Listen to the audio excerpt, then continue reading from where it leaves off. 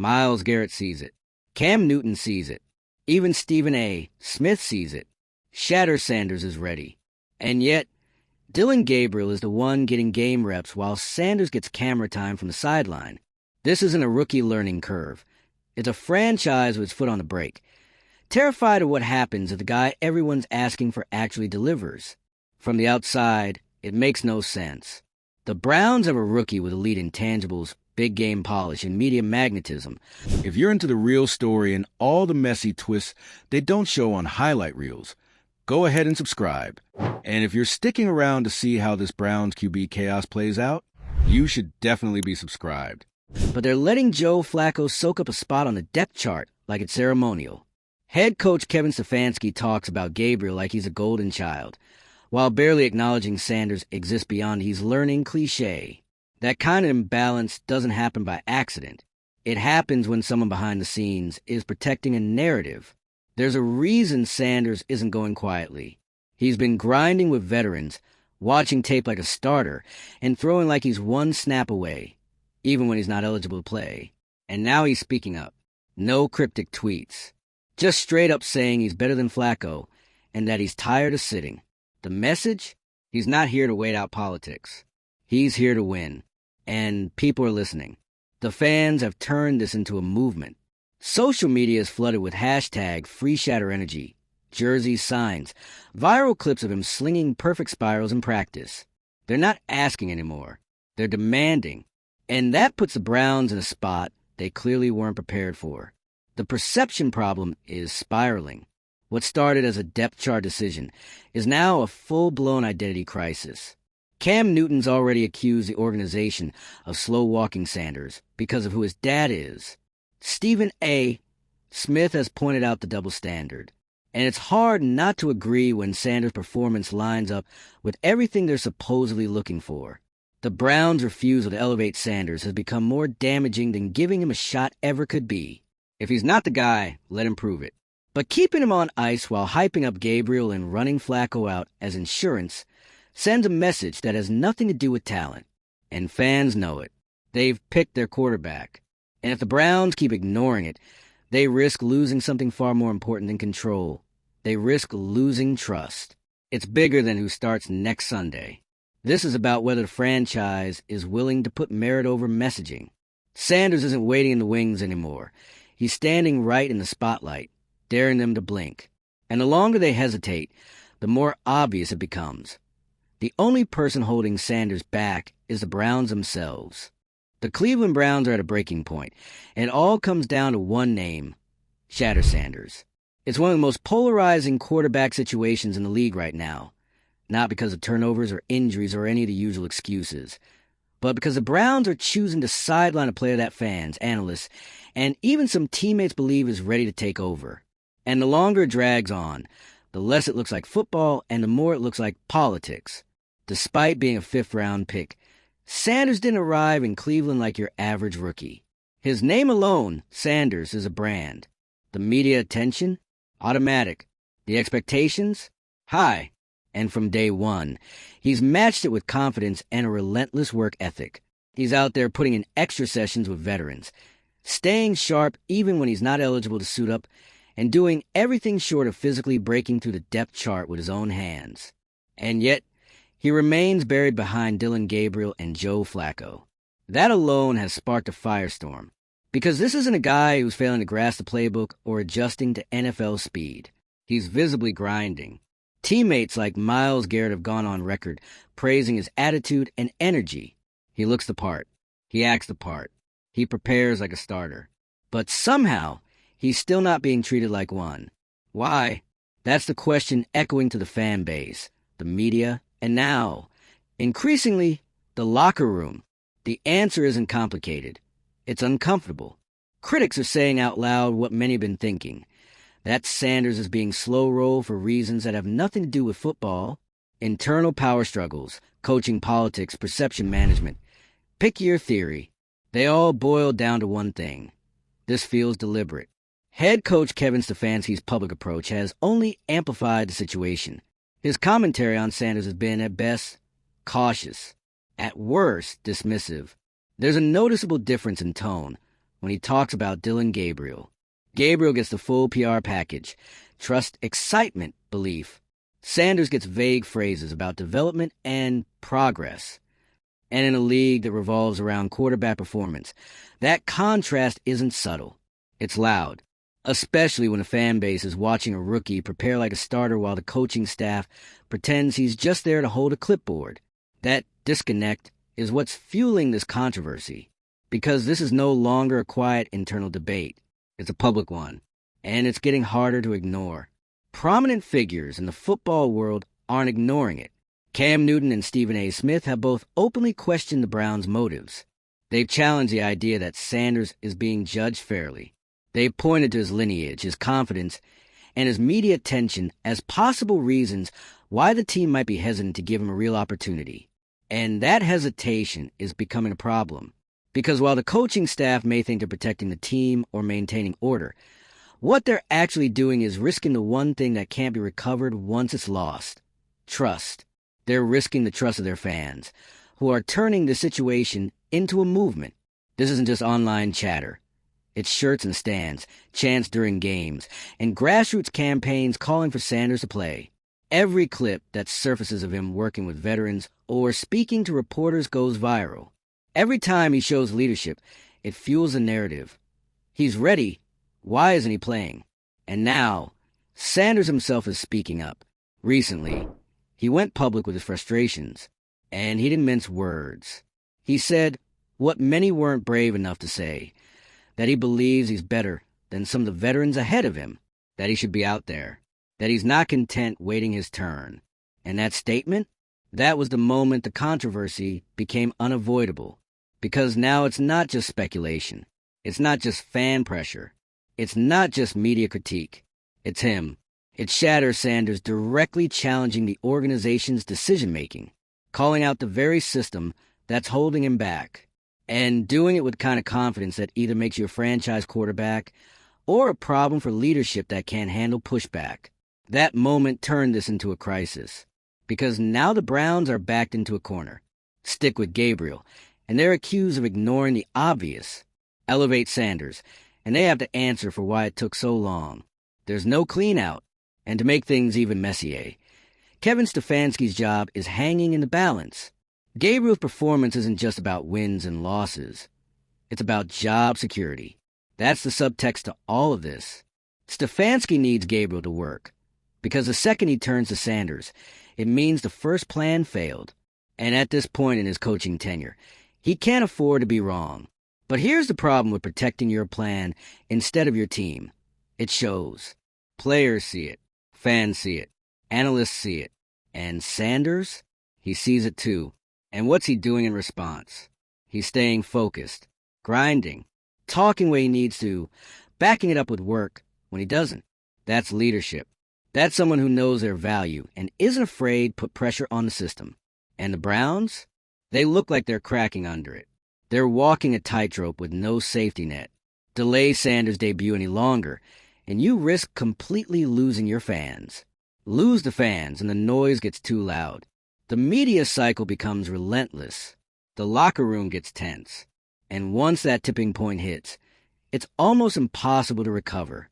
On the other hand, promote Sanders, and you might actually solve all of that in one move. Because if he plays and plays well, he doesn't just change the game on the field. He changes the mood in the building, the energy in the city, the entire perception of the team's future. He becomes a face of hope. And for a franchise that's needed one for years, that's everything. But it takes guts. It takes humility. It takes leadership willing to admit they may have backed the wrong guy. And that's the biggest hurdle right now. Because this isn't about who throws the best ball at practice. This is about pride, politics, control. And in trying to maintain that control, the Browns are risking the one thing you can't coach: momentum. Because momentum doesn't wait. It doesn't schedule itself for next season. It shows up when it wants. And right now, it's tied to Sanders. So the question is simple. Will the Browns catch it or let it pass? Because every week they don't act, the movement grows. The controversy grows. The pressure builds. And the cost of waiting keeps climbing. This situation won't fix itself. There's no perfect moment coming. At some point, you have to decide. Do we stick with a plan that clearly isn't working, or do we embrace the quarterback who refuses to fade quietly? Because Shatter Sanders? He's not going anywhere. He's not getting quieter. He's not backing down. And if the Browns keep sidelining him, it won't be long before the organization, not Sanders, becomes a real story. So what do you think? Is Cleveland holding back the future, or are they just buying time they don't really have? Drop your thoughts in the comments. Hit that subscribe button for more wild quarterback dramas and front office meltdowns. And keep your eyes on this story, because if the Browns wait too long, they won't just lose games. They'll lose everything. The Cleveland Browns are not managing a quarterback room. They're managing a crisis. And the longer they pretend it's just a developmental timeline, the more it spirals into something they can't contain. Because when a rookie quarterback is the most talked about player on your roster, without even playing a snap, that's not strategy. That's a warning sign. And right now, the Browns are hitting every branch on the dysfunction tree on the way down. At the center of it all is Shatter Sanders. A fifth-round pick, yes. But anyone treating that as a full story is either lying to themselves or willfully ignoring what's happening. This isn't just a rookie with upside. This is a player of the moment. Confident, polished, fiercely competitive. The son of a Hall of Famer, yes, but fully capable of building his own path. And what's he done since arriving in Cleveland? Everything right. He shows up early, stays late, practices like he's already QB1. He's working with veterans, refining his mechanics, asking questions, staying locked in, even though he's not eligible for the upcoming game. And you can feel it, too. He's preparing like he knows that when the moment comes, it might be the only shot he gets, and he's not going to miss it. And yet, the Browns act like he doesn't exist. Third on the depth chart. No reps, no window. Barely acknowledged. What are we doing here? Joe Flacco is 39 years old and hasn't been a long-term answer for anyone since the Obama administration. Dillon Gabriel is a designated starter, but his performances have been uneven, and his leash, let's be honest, is long only because of the investment the organization made in him. And in the background is Sanders, checking every box except the one that should matter most, playing time. But that's the game. That's the unspoken truth of the NFL. It's not always about performance. It's about positioning, narratives, who is the coach's ear, who fits the system, who makes the fewest waves. And Shatter? He's a wave. A talented, confident, high-profile player who refuses to shrink into the background.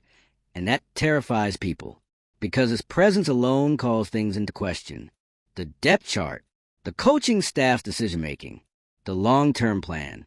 He represents something inconvenient for a team trying to keep its image under control. And so the solution, for now, is to downplay, delay, distract.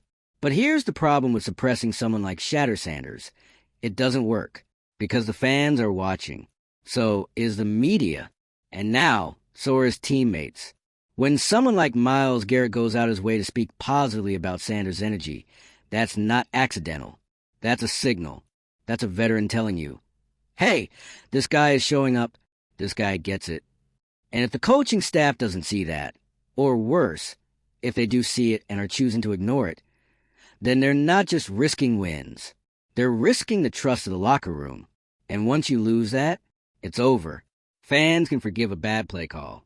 They can even forgive a tough season. But what they can't forgive is watching the best option sit on the bench for reasons that have nothing to do with football. And now the story's evolved. This is no longer a quarterback controversy. This is a power struggle between a coaching staff protecting its vision and a fan base demanding reality. Between a front office that wants control and a player who refuses to be minimized. Between what the Browns want the story to be and what the story actually is. That tension reached a boiling point when Sanders finally spoke publicly about the situation. He didn't hold back. He made it clear he thinks he should be playing. He believes he can outperform Flacco. And most importantly, he's not going to stay quiet about it. That comment changed the game. It made the organization look reactive, defensive, scrambling for talking points. Because now, the pressure isn't just coming from the outside. It's coming from the inside. From a rookie who's looking around and asking the same question the fans are, what else do I have to do? And that's not arrogance. That's ambition. That's someone who knows their value and is tired of watching people pretend otherwise. Let's talk about the stakes. Stefanski's job is very much tied to the success of Dillon Gabriel. That's not speculation, it's reality. The coach chose Gabriel as a starter, built the offense around him. If that gamble doesn't pay off, Stefanski knows the questions will start with him. And if he pivots to Sanders too soon, he risks admitting failure. He risks blowing up the very thing he's been trying to hold together. But if he waits too long, he risks something even worse, missing the window completely. Because in the NFL, timing isn't suggestion, it's everything. Wait too long, and the team loses faith. The fans tune out. The opportunity vanishes. What could have been a game-changing, momentum-shifting decision becomes just another footnote in a franchise that spent years trying to fix the same problems with the same broken tools. And right now, Sanders isn't just the most exciting player on the depth chart. He's the only one with gravity. He's not just another young quarterback with potential. He's become a symbol of hope, of change, of clarity, for a fan base desperate to believe in something. Anything that doesn't feel manufactured. And every week he sits, that hope starts to slip into frustration. And frustration? That turns into resentment fast. The Browns are standing on a fault line, pretending the tremors are nothing. But they know better. They can feel the shift. They can see the headlines, hear the questions, feel the tension. They're running out of ways to delay the inevitable. Because the longer they keep Sanders sidelined, the louder this gets, the more chaotic, the more unmanageable. And eventually, it won't just be a debate about who should start. It'll be a referendum on how this team is run. The Browns are not just protecting a depth chart. They're protecting a structure, a hierarchy, a narrative. And Shatter Sanders threatens all of it. So what's the move? Do they keep protecting the current order, hoping the pressure dies down? Or do they do the one thing that might actually fix this? Give the ball to the guy who's done everything to earn it? Because when Sanders finally steps onto the field, and that moment is coming, everything changes. If he thrives, the team gets a jolt of life. The fans get behind the future. The media frenzy turns into momentum. But if the Browns delay that moment until it's too late, they'll miss more than a chance to win. They'll miss the chance to show that this organization is finally ready to stop tripping over itself, that it's finally ready to evolve. But if they don't make that move, they'll be remembered not for their caution, but for their failure to act when it mattered most. And that's the story nobody wants written. At this point, it's not even about Shatter Sanders getting a shot. It's about what it means that he hasn't. The Browns have backed themselves into a corner, and no matter how much they want to frame it as sticking to plan, everyone can see what's actually going on. They're not being patient. They're being political. They're not waiting for the right moment. They're avoiding the uncomfortable truth. And that truth is that their quarterback strategy has become so tangled in ego, image, and internal agendas that it no longer reflects what's best of the team. How else do you explain it? Here's a rookie who's working harder than anyone else on the field. He's practicing with veterans, staying ready, showing visible leadership, and taking every single rep like it could be the one that changes everything. He's not just waiting, he's preparing. He's not just hungry, he's ready. And yet, game after game, week after week, he stays at the bottom of the depth chart while the coaching staff spins the same tired lines about development and timing. But development isn't an excuse when the guy's outperforming expectations. Timing isn't a reason when the starter is struggling. And keeping Sanders benched at this point isn't caution, it's calculated avoidance. Because putting Sanders in the game doesn't just shift the offense. It shifts the power dynamic. The second he steps on the field, the story changes. If he plays well, the fan base explodes with energy. The media pivots. The locker room tilts. And all the people who have been clinging to the current structure, Stefanski included, have to answer for why it took so long. Why the guy who's clearly ready wasn't given a real shot. Why politics, once again, got in the way of performance. And that's the fear, because in the NFL, being wrong about a quarterback doesn't just cost you games. It costs you jobs. It costs you credibility. It costs you trust. So instead of risking that, the Browns are sticking with the safe route, the "we believe in Gabriel" line, the veteran fallback in Flacco, the belief that they can ride it out and delay the storm. But here's the problem. They're not delaying anything. The storm's already here. It's on talk shows. It's in press conferences. It's plastered across social media. It's on the backs of fans wearing Sanders' name before he's even taken a snap. And now, with Sanders going public about his frustration, it's no longer just an external issue. It's internal. It's vocal. And it's growing. Because Sanders isn't just another quarterback waiting for his turn. He's a symbol now. A stand-in for everything fans feel the Browns have mishandled for years. He's a spark that people believe could finally change the direction of a franchise that's been stuck in a rinse-and-repeat cycle of mediocrity and mismanagement. And every time he's ignored, that belief hardens into frustration. This is how locker rooms fracture. This is how fan bases revolt. Not because of losing, because of willful blindness. Because when people see the answer right in front of them and watch the organization do everything except acknowledge it, they stop giving the benefit of the doubt. They start asking harder questions, louder questions, like why the coaching staff has so much more faith in a quarterback they need to succeed than the one who's actually earning it. Or why a player with this much momentum and visible growth can't even crack the active roster while the offense sputters week after week. Or why the organization is so afraid to disrupt the plan that they're willing to burn down the entire season just to preserve a narrative. That's where we are. And the thing is, the longer they wait, the higher the risk becomes. Because there will be a point where even giving Sanders a shot won't feel bold. It'll feel desperate. And when that happens, the energy shifts. Instead of hope, you get pressure. Instead of momentum, you get chaos. And instead of leading the conversation, the Browns will be chasing it. Try and explain why they ignored the most obvious answer staring them in the face. But it doesn't have to be that way. They still have time. Time to take control. Time to pivot. Time to recognize that while the structure they built around Gabriel might have made sense on paper, the game isn't played on spreadsheets.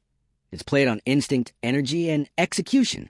And right now, all signs point to Shatter Sanders as a guy who can deliver all three. He's not asking for a handout. He's not leaning on his last name. He's not using the media to stir chaos. He's using his voice to say, clearly and directly, that he's ready to compete, ready to contribute, ready to win. What's the organization afraid of? The answer to that question might tell you everything you need to know about what kind of team the Browns want to be and what kind of team they actually are. So let us know, are the Browns missing the moment or just too scared to seize it? Drop your thoughts in the comments. And don't forget to subscribe for more unfiltered breakdowns of the sports world's most chaotic stories. Because if they don't get this right, Shatter Sanders won't be the only one calling them out. He'll just be the first.